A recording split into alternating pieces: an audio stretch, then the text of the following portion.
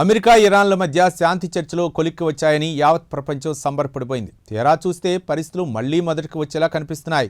స్విట్జర్లాండ్లో గత ఆదివారం నాడు హడావుడిగా సంతకాల కార్యక్రమం ముగించుకొని ఎవరి దారిన వారు వెళ్లిపోయారు. తీరా చూస్తే ఎంఓయూలో ఉన్న అంశాలను ఇరాన్ అంగీకరించడం లేదు. అమెరికా మాటను ఇరాన్ ఖాతరు చేయటం లేదు. హర్ముజ్ జలసంధిని తెరవాలని అమెరికా డిమాండ్ చేస్తోంది. దానికి ఇరాన్ ససేమిరా అంటోంది. ఇక తాజాగా హర్ముజ్ జలసంధిలో ఆయిల్ ట్యాంకర్పై ఇరాన్ బాంబుల వర్షం కురిపించడంతో గ్లోబల్ మార్కెట్లో మళ్లీ ఆయిల్ ధరలు పెరిగాయి. ఇక తాజాగా హర్ముజ్ నుంచి ఆయిల్ ట్యాంకర్ వెళ్లాలంటే తమకు $40 బిలియన్ సర్దుబాటు చేయాల్సిందేనని ఇరాన్ గల్ఫ్ దేశాలను డిమాండ్ చేసింది. మరి గల్ఫ్ దేశాలు అమెరికా స్పందన ఏంటో ఇప్పుడు చూద్దాం.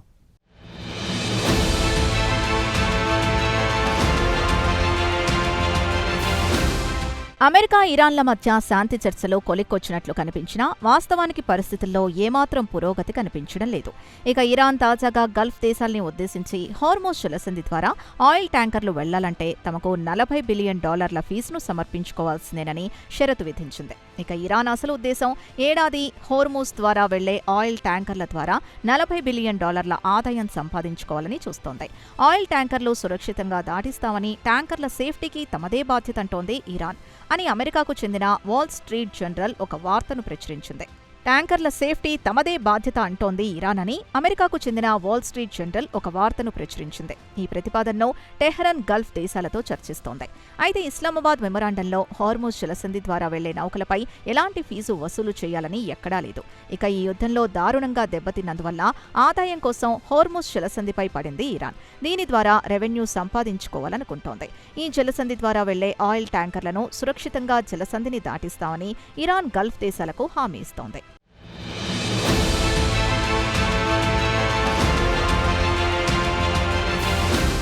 కాగా ఇరాన్ తమతో భాగస్వామ్యం కావాలని పొరుగున ఉన్న ఒమన్ను కోరుతోంది.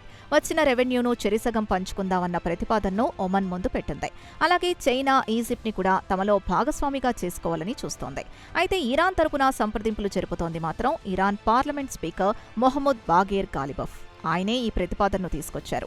మొత్తానికి చూస్తే హార్మూజ్ నుంచి ఫ్రీగా వాణిజ్య నౌకల్ని వదలరాదనేది ఆయన ప్లాన్గా చెబుతున్నారు. మొత్తానికి చూస్తే యుద్ధం కంటే ముందు నాటి పరిస్థితులు తిరిగి రాకుండా చూడాలనేది ఇరాన్ ఉద్దేశంగా కనిపిస్తోంది. హార్మూజ్ నుంచి వాణిజ్య నౌకలు సురక్షితంగా దాటాలంటే డబ్బు చెల్లించాల్సిందేనని గాలిబఫ్ అన్నట్లు వాల్ స్ట్రీట్ జర్నల్ తెలిపింది. గాలిబఫ్ ఒమన్ నాయకుల ముందు ఈ ప్రతిపాదన పెట్టారు. అయితే ఈ ప్రతిపాదనను ఎలా అమలు చేయాలనే అంశంపై టర్కీ నుంచి బ్లూ ప్రింట్ తీసుకుని అధ్యయనం చేయాలనుకుంటోంది.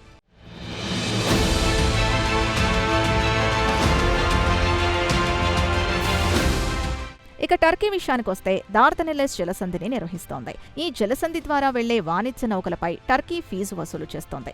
ఇక ఈ ఫీజు విషయానికొస్తే light house, rescue operation, sanitation తదితర అంశాలకు సంబంధించిన రుసుము అని చెబుతున్నారు. అదే మాదిరి ఇరాన్ కూడా హోర్ముజ్ ద్వారా రవాణాయ్యే వాణిజ్య నౌకల నుంచి సేకరించాలనుకుంటోంది. అయితే తుర్కియా 1936లో మాంట్రిక్స్ ఒప్పందం కింద ఈ ఫీజును వసూలు చేస్తోంది.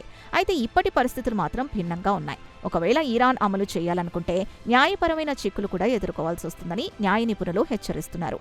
దీర్ఘకాలం పాటు ఫీజు వసూలు చేయాలనుకుంటే ఇంటర్నేషనల్ మారిటైమ్ ఆర్గనైజేషన్ అనుమతులు తీసుకోవాల్సి ఉంటుందని చెబుతున్నారు.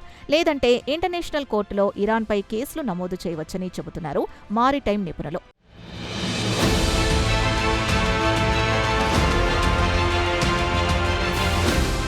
ఇక ఈ ప్రతిపాదన వెలుగు చూడగానే వెంటనే అమెరికా ఘాటుగా స్పందించింది. America secretary of state Marco Rubio ఈ ప్రతిపాదనను తిరస్కరించారు.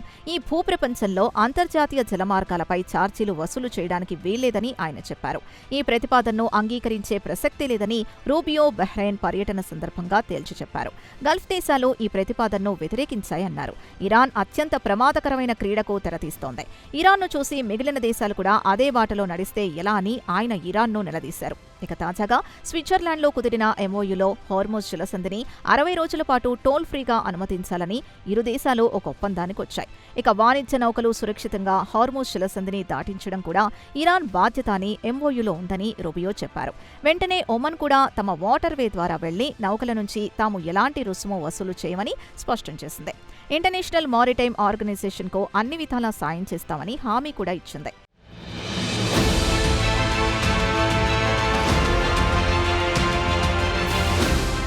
ఇక హార్మోజ్ జలసంధి ద్వారా వాణిజ్య నౌకల రాకపోకలు యుద్ధం కంటే ముందు నాటి స్థాయికి చేరుకున్నాయి. అయితే గతంలో మాదిరిగా స్వేచ్ఛగా రాకపోకలు సాగించలేకపోతున్నాయి. ట్యాంకర్లు పెద్ద సంఖ్యలో రాకపోకలు సాగిస్తున్నాయి. ఇన్సూరెన్స్ కంపెనీలు కూడా ప్రీమియం తగ్గించాయి. కొన్ని నెలల పాటు రాకపోకలు నిలిచిపోయిన క్రమంలో షిప్పింగ్ యాజమాన్యాలు అప్రమత్తంగా వ్యవహరిస్తున్నాయి. అయితే ఇరాన్ మాత్రం వాణిజ్య నౌకలకు సంబంధించి కొత్త నిబంధనలు అమలు చేస్తోంది. హార్మోజ్ జలసంధిలోకి ఎంటర్ కాగానే ముందు షిప్ ని రిజిస్టర్ చేసుకోవాల్సి ఉంటుంది. అలాగే తమ రూటు ద్వారా వెళ్లే నౌకలు దేశీయంగా ఉన్న ఇన్సూరెన్స్ కంపెనీ ద్వారా తప్పకుండా బీమా చేసుకోవాల్సిందేనని పట్టుబడుతోంది. ఇక ఇరాన్ విషయానికొస్తే ఈ యుద్ధంలో ఆర్థికంగా బాగా చితికిపోయింది. ఎలాగోలా నష్టపోయిన డబ్బును రాబట్టుకోవాలని చూస్తోంది. అందుకే హార్మోజ్ జలసంధిని అడ్డు పెట్టుకుని వీలైనంత వరకు డబ్బులు దండుకోవాలని చూస్తోంది. ఇక గ్లోబల్ మార్కెట్లకు ఈ జలసంధి ద్వారా 5వ వంతు ఆయిల్ రవాణా అవుతోంది. దీన్ని అడ్డు పెట్టుకుని పెద్ద మొత్తంలో రెవెన్యూ సంపాదించుకోవాలనుకుంటోంది. అందుకే గల్ఫ్ దేశాలతో రాయబారాలు నడుపుతోంది.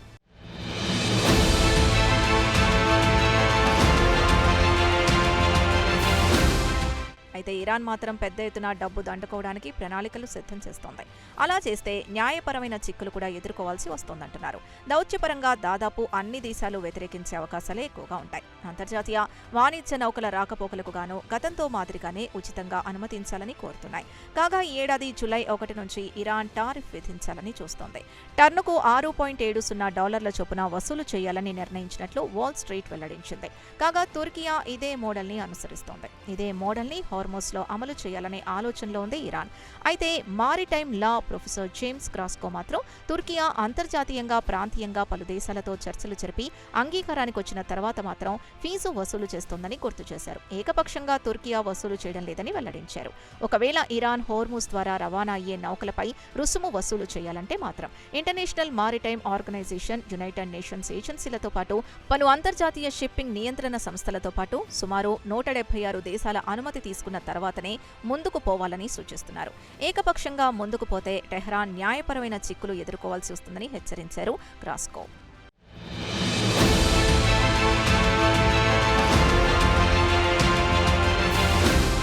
ఇక ఇరాన్, అమెరికాల మధ్య ఆదివారం నాడు జరిగిన ఒప్పందంలో భాగంగా విదేశీ బ్యాంకుల్లో స్తంభింపచేసిన $12 బిలియన్ విత్డ్రా చేయడానికి అనుమతిస్తోంది అమెరికా. తాజాగా ట్రంప్ గురువారం $12 బిలియన్ విత్డ్రాకు అనుమతించారు. అయితే ఈ డబ్బుతో అమెరికా వ్యవసాయ ఉత్పత్తుల్ని మాత్రమే కొనుగోలు చేయాలని ఆయన షరతు విధించారు. ఈ ప్రతిపాదనను ఇరాన్ తీవ్రంగా వ్యతిరేకిస్తోంది. మా డబ్బును ఎలా వినియోగించుకోవాలో మాకు తెలుసు, మధ్యలో మీ సలహా అవసరం లేదని ఇరాన్ ట్రంప్కు చురకలంటించింది. ఒప్పందం కుదిరి వారం కూడా గడవకుండానే ఇరు దేశాల మధ్య ఇచ్చిపుచ్చుకునే ధోరణి మాత్రం కొరవడింది. మరి ఎంఓయూలో ఉన్న షరతులు ఎలా అమలవుతాయో కాలమే చెప్పాలి.